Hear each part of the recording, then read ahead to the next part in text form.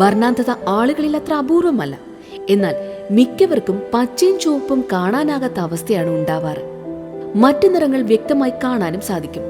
എന്നാൽ പിങ്കേലാബ് ദ്വീപിലെ ആളുകളിൽ പലർക്കും ഈ ലോകത്തെ കാണുന്നത് കറുപ്പിലോ വെളുപ്പിലോ ആണ്. The island of the colour blind എന്ന പുസ്തകം പുറത്തിറങ്ങിയതോടെയാണ് ഈ ദ്വീപിനെക്കുറിച്ചും വർണ്ണാന്ധതയുള്ള ഇവിടുത്തെ ആളുകളെക്കുറിച്ചും പുറം ലോകത്തിന് കൂടുതൽ വിവരങ്ങൾ ലഭിച്ചത്. അതോടെയാണ് വർണ്ണാന്ധതയുള്ളവരുടെ ദ്വീപ് എന്ന് ഈ ദ്വീപ് അറിയപ്പെടാൻ തുടങ്ങിയതും. പച്ചയും ചുവപ്പും നിറങ്ങൾ കാണാൻ കഴിയാത്ത അവസ്ഥ 8% ആളുകളിൽ കാണുന്നത് വളരെ സാധാരണമായാണ്. എന്നാൽ പിങ്കേലാബ് ദ്വീപിലെ മനുഷ്യരിലധികവും അക്രോമാറ്റോപ്സിയ എന്ന അവസ്ഥയുള്ളവരാണ്. അതായത് അവർ മിക്കവാറും എല്ലാം കാണുന്നത് കറുപ്പിലോ വെളുപ്പിലോ ആയിരിക്കും.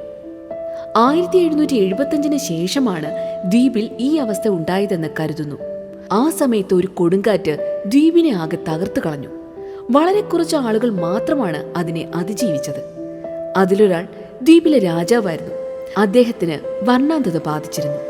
പിന്നീട് തലമുറകൾക്ക് അത് കൈമാറപ്പെടുകയായിരുന്നു എന്നാണ് കരുതപ്പെടുന്നത്. 200 വർഷങ്ങൾക്കിടയിൽ ദ്വീപിൽ 10 വർണ്ണാന്ധത ഉള്ളവരായി മാറി.